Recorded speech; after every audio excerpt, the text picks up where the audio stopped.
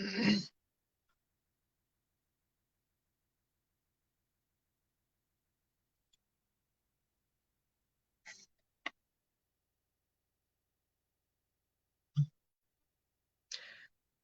দর্শক ও শ্রোতা, আমরা চলে এসেছি আড্ডায় গল্পে করোনা সিজন 2 পর্ব 17 নিয়ে। কোভিড-19 নিয়ে আয়োজিত আমাদের এই এক্সপার্ট টক শো এর প্রতি পর্বে আমরা কোভিড-19 অতিমারীর সাথে সম্পর্কিত বিভিন্ন গুরুত্বপূর্ণ বিষয় নিয়ে একজন এক্সপার্টের সাথে কথা বলি রবি, মঙ্গল আর বৃহস্পতিবার রাত 9:15টায়।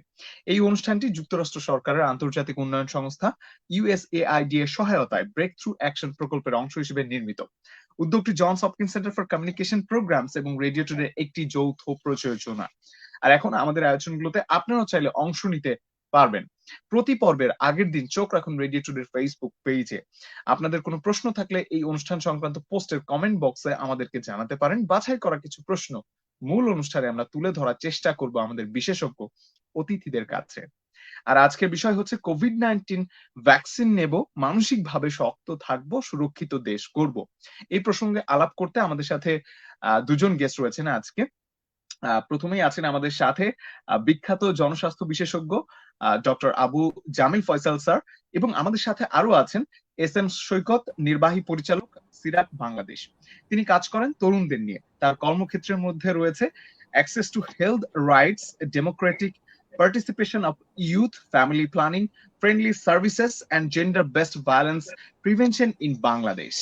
তিনি বার্লিনে অনুষ্ঠিত 11th international dialogue on population and development Bangladesh country মডারেটরের দায়িত্ব পালন করেন। তিনি বেশ কটি গ্লোবাল এজেন্সি, ইউথ এজেন্সি এর সাথে কাজ করেছেন, যার মধ্যে আছে women deliver young leader, Bangladesh country coordinator for international youth alliance for family planning and an ambassador for young men for gender equality. তিনি 2013 সালে US department of state to the international visitors leadership program এবং 2015 সালে Asia young leader for ডেমোক্রেসিতে অংশ নেন। জনাব সৈকত একজন সম্মানিত বায়ার স্কলার এবং দ্য জনস হপকিন্স ইউনিভার্সিটি এর Bill and Melinda Gates institute কর্তৃক 120 আন্ডার 40 চ্যাম্পিয়নশিপ পুরস্কার প্রাপ্ত। এবং আপনাদের সাথে আছে আমি খালিদ। আপনাদের দুজনকে স্বাগত জানাচ্ছি। আশা করছি ভালো আছেন। ধন্যবাদ। ভালো আছি, ধন্যবাদ আপনাকে। সো বাকি সময়টা ফয়সাল স্যার আপনার হাতে ছেড়ে দিচ্ছি। আমি আছি আপনার সাথে। সো আমি তো প্রতিদিনের মতনই আছি আপনার সাথে, এই আর কি। বাকি সময়টা আশা করছি আপনি খুব সুন্দরভাবে এগিয়ে নেবেন। Very good, very good. আজকের সেশনটা খুবই চমৎকার মনে হচ্ছে, মানে যেভাবে মানে টপিকটা যে কোভিড-19 ভ্যাকসিন নেব, মানসিকভাবে শক্ত থাকব, সুরক্ষিত দেশ গড়ব। It's very pertinent. এই সময়ে যখন নাকি মানে কোভিড-19 যে অতিমারি চলছিল সেটা যখন কমে গেছে, তবুও এখনো সংক্রমণ চলছে, মানুষ এখনো মারা যাচ্ছে, কিন্তু তারপরেও এখন সবকিছু নির্ভর করতেছে আমাদের ভ্যাকসিন নেওয়ার উপরে। এটা তো শিওর। আমি জানি যে Saikat, you will be also agreeing with this. কিন্তু তার উপরে সবচেয়ে বড় জিনিস যেটা, এটা আমার একটা অভিজ্ঞতার কথা বলি। যখন নাকি ভ্যাকসিন কোভিড-19 এর প্যান্ডেমিকটা শুরু হইলো গত 2020-এর জুনে, চায়না থেকে একটা 16 সদস্য বিশিষ্ট টিম আসছিল আমাদের বাংলাদেশকে সাহায্য করার জন্য, এবং সেই টিমের একজন সদস্য ছিল যে নাকি বলতেছিল যে তারা নাকি ওখানে 3টা জিনিসের গুরুত্ব দেয়। এই কোভিড-19 যারা ইনফেক্টেড হয়ে আসে তাদের ওখানে 3টা জিনিসের গুরুত্ব দেয়। 1 নম্বর গুরুত্ব হলো মানসিক অবস্থা। বলে কি যে মানসিক অবস্থা এতই বিপর্যস্ত থাকে যে লোকটা মরে যাওয়ার আগে মরে যায়, এরকম একটা। আর 2 নম্বর হলো তার কোমরবিডিটি, এই ব্লাড প্রেশার, ডায়াবেটিস ইত্যাদি ইত্যাদি, কার্ডিয়াক ডিজিজ ইত্যাদি ইত্যাদি। আর 3 নম্বর হলো নিউট্রিশন। দেখো কোভিড-19 এর তখন কোনো কিছুই মানে চিকিৎসার কথা কোনো কিছুই বললো না, বললো এই প্রথম 3টা জিনিস। তা আজকে আমরা এই মানসিক স্বাস্থ্য নিয়ে প্রথমে সৈকত তোমার কাছে একটু শুনি যে এই গত 20 মাসে কোভিডকালীন সময়ে তো অনেক অস্থিরতা গেছে এবং পার্টিকুলারলি ইয়াং ছেলে এবং মেয়েদের মধ্যে মানে হতাশা, ফ্রাস্ট্রেশন, ডিপ্রেশন সবকিছু হয়েছে, বড়দেরও হয়েছে, কিন্তু ওই ইয়াং ছেলে মেয়েদের বেশি হয়েছে। আমাদের তরুণ প্রজন্মের মানসিক স্বাস্থ্যের এদেরকে আরো উজ্জীবিত করতে এবং তাদের মানসিক স্বাস্থ্য ভালো করতে কি করা যেতে পারে? প্রথমে এটা দিয়ে শুরু করি, তারপরে আমরা কোভিড-19 ভ্যাকসিনে যাব। হ্যাঁ, সৈকত। অনেক ধন্যবাদ ফয়সাল ভাই, এবং আপনার মডারেশনে আজকের এই শোতে আমি কথা বলতে পারছি, এটা আমার জন্য সৌভাগ্য এবং একই সাথে ইটস এ গ্রেট অনার। আমি জানি যে আপনি এই বিষয়গুলো নিয়ে একেবারে কোভিড এর মহামারীর শুরু থেকে এখন পর্যন্ত বাংলাদেশ সরকারের টেকনিক্যাল কমিটিতে কাজ করছেন, অ্যাডভাইজারি কমিটিতে, এবং একই সাথে তরুণদের সাথেও আপনি নিরলস ভাবে গত 20টি মাস কাজ করেছেন। আমরা দেখেছি, আমাদের সাথেও আপনি কাজ করেছেন। তো এই জন্য আপনাকে একটা ধন্যবাদ দিয়ে শুরু করছি। আমরা যে প্রশ্নটি আপনি করেছেন, যে বিষয়টি নিয়ে আপনার একটা অভিজ্ঞতা শেয়ার করেছেন, এটি একেবারেই সত্যি একটা বিষয় যে আমরা যে পরিস্থিতিতে বর্তমানে এবং এর কিছুদিন আগেও লকডাউন চলাকালীন সময়টির কথা যদি আমরা ভাবি, যে তরুণরা আসলে ফ্রাস্ট্রেটেড কেন হবে বা কেন হবে না, এই বাস্তবতাটুকু আমরা যদি ভাবি যে তাদের অনেকগুলো বিষয় আমরা চিন্তা করবো। ইকোনমিক চ্যালেঞ্জ গুলি আমরা কখনোই চিন্তা করি না, যে তরুণরা আসলে কি ইকোনমিক্যালি কোনোভাবে চ্যালেঞ্জ ছিল কিনা। কারণ ইকোনমিক চ্যালেঞ্জের সাথে সাথে তারা কিন্তু একই সাথে হেলথ, ইকোনমি, তাদের কমিউনিকেশন সবগুলো বিষয় যখন একসাথে বাধাগ্রস্ত হয়েছে। কারণ আপনি দেখেন যে ইনফর্মাল ইকোনমি দেশে যেটা রান করে, ইনফর্মাল ইকোনমিতে সবচেয়ে বেশি পরিমাণ কন্ট্রিবিউশন কিন্তু তরুণদের। কিভাবে সেটা? ধরেন একটা ছেলে বা মেয়ে, সে যদি নিজের পকেট খরচ মানে আয় করার জন্য সে একটি টিউশনিও করে, সেটা কিন্তু একটা ইনফর্মাল ইকোনমি, এটা কোনো ফর্মাল ইকোনমি না। সে যদি ছোটখাটো কোনো একটা ব্যবসা বা কোনো কিছুতে হাত দেয়, সেটা একটা ইনফর্মাল ইকোনমি, যা আমরা হয়তো অনেক ক্ষেত্রে আনরেজিস্টার্ড বিজনেস হিসেবে আমরা দেখি, এন্টারপ্রেনারশিপ হিসেবে আমরা দেখি। এই বিষয়গুলি কমপ্লিটলি বাধাগ্রস্ত হয়েছিল। আমরা হেলথের ব্যাপারটা যেটা আপনি বলছেন, যে আমাদের যত ভালো হেলথ সিস্টেমই থাকুক না কেন, পৃথিবীর সবচেয়ে স্ট্রংগেস্ট হেলথ সিস্টেমও কিন্তু এই কোভিড এসে বুঝিয়ে দিয়ে গেছে যে আমরা কতটা দুর্বল। এবং আমরা ইতালি থেকে শুরু করে, আমেরিকা থেকে শুরু করে, ব্রিটেন, এভরি কান্ট্রি, প্রত্যেকটা দেশ কিন্তু ভুগেছে। এবং আমরা দেখেছি যে বাংলাদেশ তার যা ছিল তা দিয়ে যুদ্ধ করেছে, যে যার মতন আমরা কাজ করেছি। কিন্তু একটা ব্যাপার হলো যে আমরা আসলে সব দিক থেকে প্রায়োরিটি দিতে গিয়ে এই জেনারেশনটাকে কতটুকু গুরুত্ব দিয়েছি। আমরা একটা বিষয় ভাবতে চেষ্টা করেছি যে তরুণরা আসলে কেন খুব বেশি পরিমাণে অনলাইনে বা এই ধরনের বিষয়গুলিতে এনগেজ থাকে। আমরা অনেক সময় মনে করি যে ফেসবুক বা সোশ্যাল মিডিয়ার মাধ্যমে তরুণরা কেন বেশি এনগেজ থাকে বা সোশ্যাল মিডিয়াতে কেন তারা থাকে। তো আমাদের বুঝতে হবে একটা জায়গা, যে সম্ভাবনার জায়গাটুকু সবসময় তারুণ্যকে আকৃষ্ট করে। সম্ভাবনার জায়গা যদি সেটি নিউজ পেপারে হয়, সে নিউজ পেপার পড়তো। কারণ যখন এই সোশ্যাল মিডিয়া আসেনি, আপনি খেয়াল করে দেখুন যে তখন কিন্তু তরুণরা এই নিউজ পেপার পড়তো অনেক বেশি। তারা সেখানে ছোট ছোট সুডুকু মেলাতো, অথবা অন্যান্য কুইজ প্রতিযোগিতা দেখতো, কমিক্স দেখতো। কিন্তু যখন এই জায়গাটুকু রিপ্লেসড হয়ে গেছে বিভিন্ন ধরনের সোশ্যাল মিডিয়া, অনলাইন প্ল্যাটফর্মের মাধ্যমে, তারা সেখানে শিফটেড হয়েছে। এটা কিন্তু অসম্ভব বা একেবারে অন্যায্য কিছু না। তো এই জায়গাটুকু কিন্তু আমরা যদি বলি যে সোশ্যাল মিডিয়াতে সারাদিন যদি একটা ছেলে বা মেয়ে সারাদিন এনগেজ থাকে, সারাদিন কথা বলে, তার মধ্যে একটা একঘেয়েমি চলে আসবে। সারাদিন দেখা যাবে বসে আছে, কিছু না, সে স্ক্রল করছে, তার মধ্যে মানে চলে আসবে। মানে এটা তো বুঝলাম যে এটা মানে হচ্ছে এরকম ভাবে ডিপ্রেশন, ফ্রাস্ট্রেশন আসছে। এটার উন্নতি কিভাবে করা যায়? আচ্ছা, আমরা যদি বলি যে ফার্স্ট অফ অল আমাদের স্কুল কলেজগুলি কিন্তু বন্ধ ছিল অনেক দীর্ঘ সময়, মাত্র কিছুটা মানে অনেকাংশে খুলেছে। এটি একটি বড় জায়গা। স্কুল কলেজ শুধুমাত্র শিক্ষাদানের জায়গা না, এটা কিন্তু তাদের একটা মানসিক এবং সামাজিক মিথস্ক্রিয়ার একটা জায়গা। এখানে যদি তারা না যেতে পারে, তাদের বন্ধুদের সাথে দেখা না হয়, তাদের পরিচিত মুখের সাথে কথা না হয়, যতই পরিবার পরিজনের সাথে মানুষ থাকুক না কেন, দিন শেষে যদি ওই যে একবার ঘর থেকে বের হয়ে বন্ধুর সাথে একটু দেখা হলো, এইটুকু কিন্তু অনেক বেশি কাজ করে তার মানসিক স্বাস্থ্যের জন্য। খুব বেশি কিছু না, এটা কি তাকে এক্সেল করতে সাহায্য করে, ভেন্টিলেট করতে সাহায্য করে। আমরা সেই সুযোগগুলি বন্ধ ছিল, এখন যেহেতু স্কুল কলেজগুলি খুলেছে, এই জায়গাটুকু একটু ইমপ্রুভ হবে।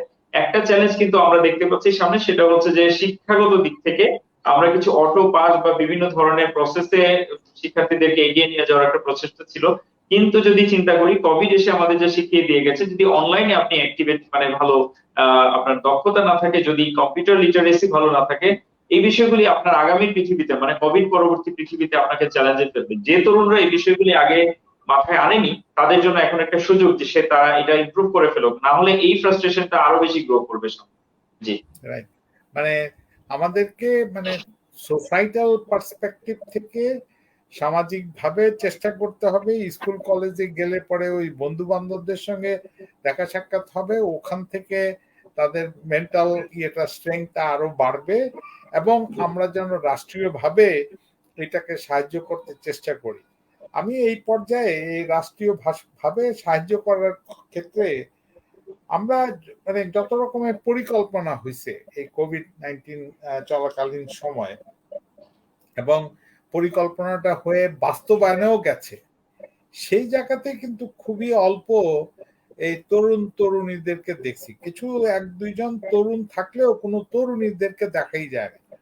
এটা অবশ্য দুটো কারণে, একটা হইলো যে ভয়ে মানে ইনফেক্টেড হয়ে যাবে সেই ভয়ে আসে নাই, আরেকটা হলো তাদেরকে আনাই হয় নাই। এখন তরুণদের তো মানে যেহেতু ওই যে স্কুল কলেজ খুলে গেল, তাদেরকে আরো ইনভলভ করা হচ্ছে, এই অংশগ্রহণমূলক তাদের ইয়েটাকে বাড়ায় এই পরিকল্পনার মধ্যে তাদেরকে আনা কি যাবে? কি মনে হয় সৈকত? অবশ্যই যাবে, অবশ্যই যাবে। কারণ আমরা একটা জিনিস মনে করি যে আমাদের মানে তরুণদের অংশগ্রহণের সবচেয়ে বড় গেট কিপার হচ্ছে যারা অ্যাডাল্ট, বা আমাদেরকে বলি যে যারা একটু সিনিয়র রয়েছেন, তারা কিন্তু গেট কিপার। একটা সুযোগ, যেমন ধরেন যে আপনি বা আপনার মতন যারা রয়েছেন নীতি নির্ধারণী টেবিলে বসেন, আপনারা যদি একটু প্রগ্রেসিভ চিন্তা করেন যে আমাদের নেক্সট লেভেল অফ লিডার কিন্তু এই তরুণরা, তাহলে আমি তাদেরকে যদি এখন ক্যাপাসিটি ডেভেলপমেন্টের প্রসেসে না আনি, না শিখে, কিছু বলতে হবে না, অন্তত টেবিলে যদি সে বসে শুনে শুনে তার মধ্যে এক ধরনের সাহস বা একটা আত্মবিশ্বাস কিন্তু চলে আসবে।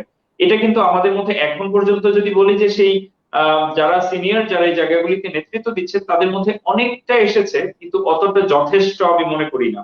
আর তরুণী বা যারা মেয়েদের কথা যদি বলছি আমরা, যে আসলে কোভিড মহামারীতে মেয়েদের অংশগ্রহণ কিন্তু কম ছিল না, হয়তোবা আমরা যেটা করেছি, আমরা ফোকাস করতে পারিনি তাদেরকে।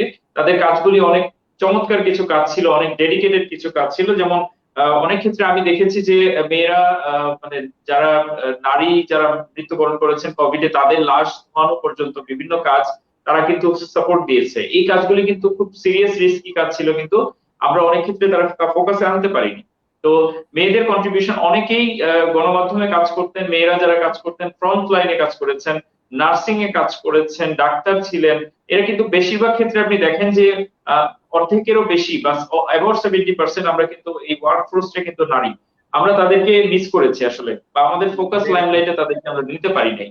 এটা আমাদের একটা ব্যর্থতা বলবো, সম্মিলিত ব্যর্থতা। জি, আমাদের ফোকাসে আমরা আনতে পারি নাই। তবে এটা আনতে ঠিক পারি। যে তুমি প্রথম যেটা বলছো যে আমাদের কিন্তু আমরা যারা বয়োজ্যেষ্ঠরা আছি, আমাদের কিন্তু একটা বড় ইয়ে থাকা উচিত, মানে মানে মানে আমাদের ইনিশিয়েটিভ থাকা উচিত যে তরুণদের মধ্যে থেকে কিভাবে লিডার্স ডেভেলপ করা যায়।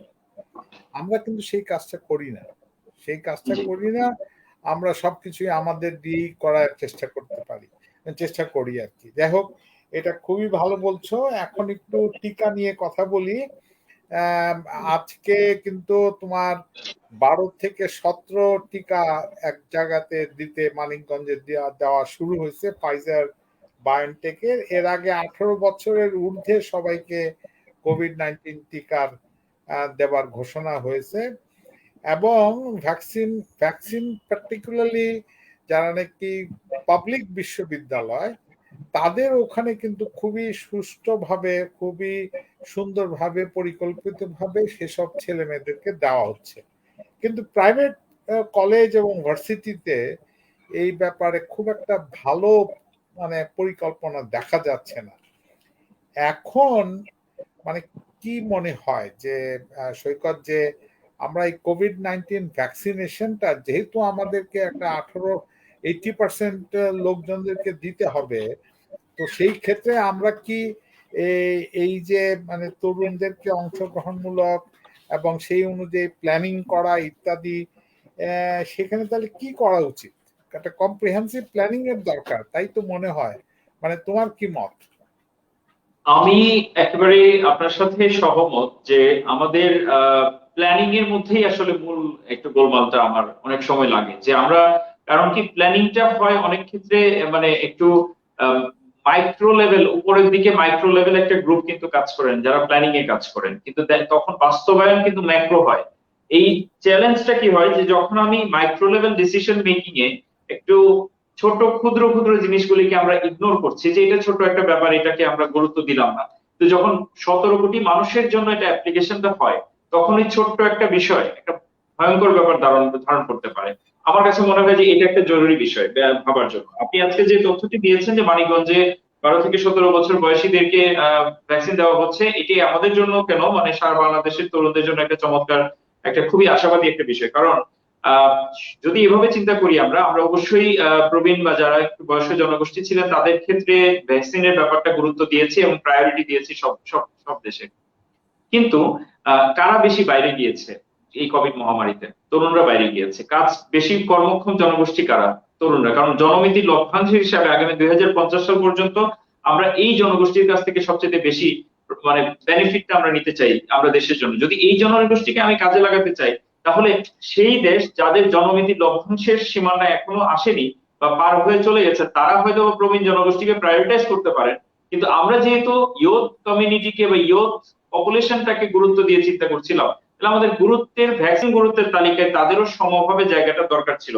অন্তত পক্ষে যদি আমি বলি যে 30 ভাগও তরুণদেরকে আমরা আগে ভ্যাকসিন দিতে পারতাম, তাহলে মহামারীর পরিমাণটা আরেকটু অতিমারিতে আরো বেশি, মৃত্যুর হার কমে আসতো। আর আরো একটা বিষয় হচ্ছে যে এখনো অনেকেই যেমন যারা ভ্যাকসিনের রেজিস্ট্রেশন করছেন, রেজিস্ট্রেশন করার পরে মাসের পর মাস চলে যাচ্ছে, তাদের কাছে একটা এসএমএস যাচ্ছে না।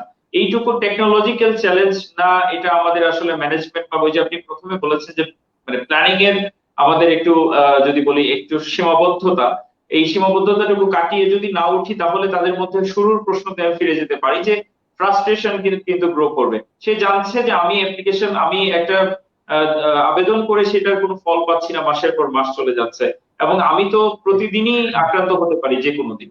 তো এই চ্যালেঞ্জগুলি কিন্তু আমাদের চোখের সামনে। জি, মানে সৈকত, তুমি খুবই মানে ঠিকভাবেই এই চ্যালেঞ্জগুলা তুমি উত্থাপন করতেছো এবং সেই চ্যালেঞ্জগুলা উতরানোর চেষ্টাও আমাদেরকে করতে হবে। একটা চ্যালেঞ্জ মনে হয় আছে, যেটা নাকি প্রথম থেকে শুরু থেকে মানে প্যান্ডেমিকের শুরু থেকে যেটা নাকি চলছে, যে সংক্রমণ সম্পর্কে মানে ভালোভাবে কমিউনিকেশনটা করা যায় না। এখন আমরা ভ্যাকসিন দিচ্ছি, ভ্যাকসিন দেওয়ার পাশাপাশি আমরা বলছি যে ভ্যাকসিন দেওয়ার পরেও কিন্তু স্বাস্থ্যবিধি মেনে চলতে হবে, কিন্তু এই কমিউনিকেশনটা ঠিক মতে এখনো মনে হয় যে সবার কাছে পৌঁছাচ্ছে না, বা সবার কাছে পৌঁছানোর মতন মানে করে পৌঁছানোর মতন ব্যবস্থা করা হচ্ছে না। এখন পার্টিকুলারলি এই মানে তরুণদের মধ্যে এটা যদি পরিষ্কার করে যদি না বলা হয় যে ভ্যাকসিন দেওয়ার পরেও তোমাকে কিন্তু মাস্ক পরতে হবে, হাত ধুতে হবে, ভিড়ের মধ্যে যাওয়া যাবে না, এটাকে এড়ায় চলতেই হবে, কারণ আমাদের মাত্র 10% মানে পপুলেশনকে ভ্যাকসিন দেওয়া হয়েছে। মানে ঠিক আছে, আরো 1-2% হয়তো আরো মাস দুয়েকের মধ্যে হয়ে যাবে। তো এই কমিউনিকেশন নিয়ে স্বাস্থ্যবিধি মানার ব্যাপারে, মানে ভ্যাকসিন প্লাস স্বাস্থ্যবিধি মানা, এই দুইয়ের জন্য কমিউনিকেশনের উপরে তোমার কিরকম মতামত থাকবে? তুমি কি বলতে চাও? আমি যদি বলি যে আমরা যদি এই অতিমারিতে সবচাইতে বেশি যে বিষয়টি কাজ করেছে সেটি সচেতনতা। আপনি শুধুমাত্র, কারণ ভ্যাকসিন তো আমাদের ছিল না, আমরা ভ্যাকসিন এখন পর্যন্ত 20% কাভারেজও আমরা করতে পারিনি হয়তোবা।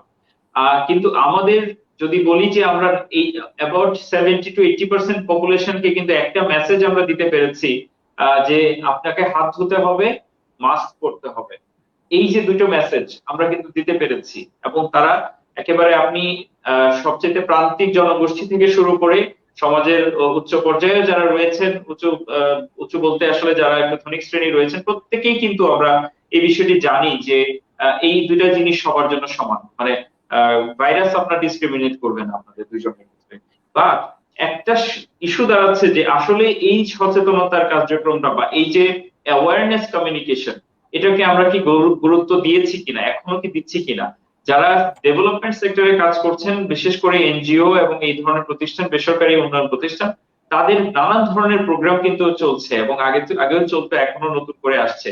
আমরা এখন পর্যন্ত সরকারের কিছু কিছু দপ্তর তারা অনেক ক্ষেত্রে বুঝতেই চান না যে আহ অ্যাওয়ারনেস এর কোনো প্রয়োজন এখনো আছে। কারণ এটা বায়বীয় না, আসলে যদি বলি অ্যাওয়ারনেস প্রোগ্রামটা বা কমিউনিকেশন বায়বীয়, মানে এটা ব্যাপারটা এরকম যে আপনি কাউকে কিছু একটা দিয়েছেন, সেটি দেখা যাচ্ছে, এটি একটি উন্নয়নের ইন্ডিকেটর করেন, কিন্তু অ্যাওয়ারনেস কে আপনি ইন্ডিকেটর হিসেবে ধরছেন না। তাহলে সবচেয়ে বড় ফলস আমাদের ফ্লোটা হবে যে আমরা একটা বড় জনগোষ্ঠীকে যে এত বড় একটা মেসেজ দিয়ে দিলাম, এটা আমরা ইগনোর করলাম কমপ্লিটলি। আমরা কিন্তু আমরা অতিমারিকে মোকাবেলা করছি আমাদের সচেতনতা দিয়ে, আমাদের আর কিছুই ছিল না। আমরা সবচেয়ে বড় জায়গাটা এখানে, আমাদের কয়টা আইসিইউ আছে, কয়টা ভেন্টিলেশন বা এই ধরনের ফ্যাসিলিটি ছিল, সবচেয়ে বড় জায়গা ছিল আমরা মানুষকে বোঝানোর চেষ্টা করি প্রতিরোধের জায়গাটা। প্রতিরোধের একটাই রাস্তা কমিউনিকেশন এবং সচেতনতা। আমার মনে হয় যে এটা আরো বাড়ানো দরকার এবং সরকারি পৃষ্ঠপোষকতা দরকার। জি, ভেরি গুড। মানে এটাকে মানে যে গতিতে আমরা ভ্যাকসিন দিতে বলতেছি এবং তরুণদেরকে তো ওইভাবেই আহ্বান করতেছি, কিন্তু পাশাপাশি ওই স্বাস্থ্যবিধি মানার যে কথাবার্তা সেগুলো ঠিক ওইরকম ভাবে বলছি না। তো ঠিক না, সেটাও সেই গতিতেই বলতে হবে, সেইভাবে কন্টিনিউ করতে হবে। এটা যদি মনে করা হয় যে মানুষ সব শুনে ফেলছে, জেনে ফেলছে, আর বলার দরকার নেই, তাহলে ভুল হবে। সৈকত, তুমি প্রথম দিকে বলছিলা যে মানে মেন্টাল হেলথ এর কথা বলতে গিয়ে ডিপ্রেশন, ফ্রাস্ট্রেশন, তখন বলছিলা যে অনেক ছেলে মেয়েরা যারা নাকি শহরে থাকে, যারা গ্রাম থেকে এসে শহরে পড়াশোনা করে, তারা অনেকেই মানে ইনফর্মাল অনেক জব করে, টিউশনি করে বা রেস্টুরেন্টে কাজ করে। তো সেটা অতিমারিতে বন্ধ হয়ে গেছিল, কিন্তু অতিমারিতে আবার কিছু অন্য ইনফর্মাল জব সৃষ্টি হয়েছিল, যেমন নাকি রাইডার, খাবার পৌঁছায় দেওয়া, জিনিসপত্র পৌঁছায় দেওয়া, এবং মলে সেলস পারসন হিসাবে, বড় বড় দোকানে সেলস পারসন হিসেবে। মানে আমি যখন নাকি ছোট ছিলাম, মানে আমি যখন তরুণ ছিলাম তোমার মতন, তখন আমি চিন্তাই করতে পারতাম না যে আমি একজন সেলস পারসন হয়ে যাব, বা আমি একটা মোটরসাইকেলে বসে কেউ বাসায় গিয়ে একটা একটা প্যাকেট পৌঁছায় দিব, এটা আমি ভাবতেই পারতাম না। তো এখন এই যে ইনফর্মাল যে জবগুলো সৃষ্টি হয়েছে, তোমার কি মনে হয় যে আমরা এই বিষয়ে যদি সরকার যদি কিছু ট্রেনিং এর ব্যবস্থা করত, কিছু ওরিয়েন্টেশনের ব্যবস্থা করত, তাহলে এইগুলাকে আরো বেশি ভালো মতে সুন্দর করে এই তরুণ তরুণীরা নিতে পারতো, তারা শুরু করতে পারতো?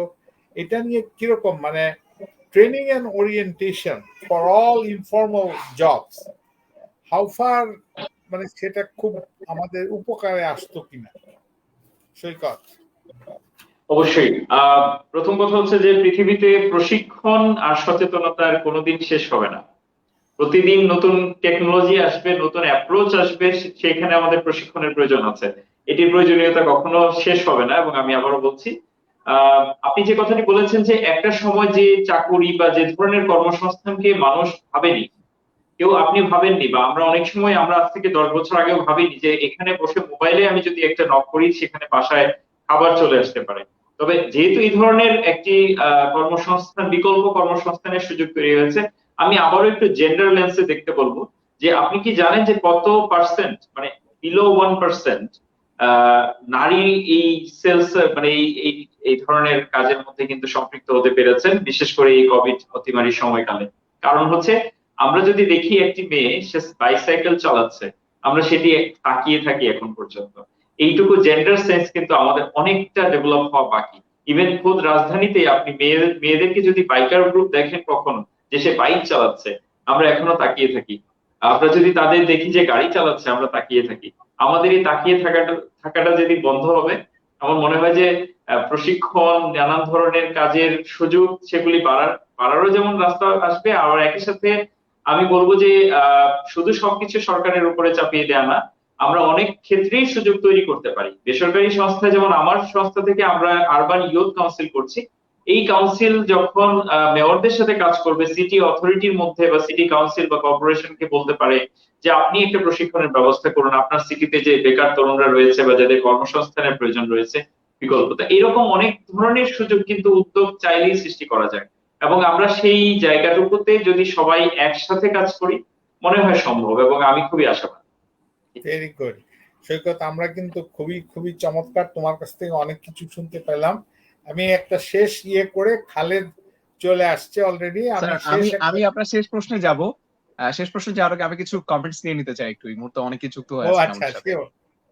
আরাফাত সামির জয়েন করছেন আমাদের সাথে, এরপরে জাকিয়া আলম জাহান আছেন, অনেক ধন্যবাদ যুক্ত হওয়ার জন্য। শাহিনা ইয়াসমিন জয়েন করেছেন। স্কুল খোলার পর শিশুরা আগের মতো মাঠে খেলাধুলা করতে পারছে না, এতে শিশুরা মানসিকভাবে বিপর্যস্ত। এই ক্ষেত্রে শিক্ষকদের বিকল্প কোনো ভূমিকা নিতে পারে কিনা একটা প্রশ্ন এসছে। সো আমরা প্রশ্নটার উত্তর জামিল স্যার আপনিও দিতে পারেন, কিংবা সৈকত ভাই আপনিও দিতে পারেন। হ্যাঁ, আমি দেই, তারপরে সৈকত যদি অ্যাড করে। হ্যাঁ শিওর। স্কুলে ছেলে মেয়েদেরকে কিন্তু মাস্ক পরে যেতে বলা হচ্ছে, এবং মাস্ক পরে তারা ক্লাসে বসবে, ফাঁক ফাঁক হয়ে বসবে। তারা কিন্তু কোনো জটলাতে করবে না, জটলাতে যাবে না। মানে খেলাধুলা করলেই তো জটলা হবে, জটলাতে যাবে না। ওই পিছনের উদ্দেশ্যটা হলো যে হয়তো জটলা যখনই খেলতে যাবে তখনই হয়তো মাস্কটা খুলে ফেলবে, কিন্তু মাস্ক পরে কিন্তু সে খেলাধুলাও করতে পারবে। সো দেয়ারফোর এইটা আমাদেরকে দেখতে হবে যে আমরা যদি মাস্ক পরিহিত ভাবে ছেলেমেয়েরা থাকে তাহলে কিন্তু সুরক্ষিত। সে তার বন্ধুর সঙ্গে কাছাকাছি গিয়ে সে ক্রিকেট খেললো, ফুটবল খেললো, সেখানে খুব জটলা হয় না, কিন্তু ক্রিকেট ফুটবলে জটলা হয় না। এইটা মানে কাবাডির মতন হইতে জটলা হয়। এছাড়া যদি ব্যাডমিন্টন খেলে অবশ্যই কোনো জটলা হয় না। যাই হোক, মাস্ক পরা থাকলে এটা কোনো সমস্যা হবে না। সৈকত, তুমি কিছু বলবা? আমি আপনার সাথে এগ্রি করছি।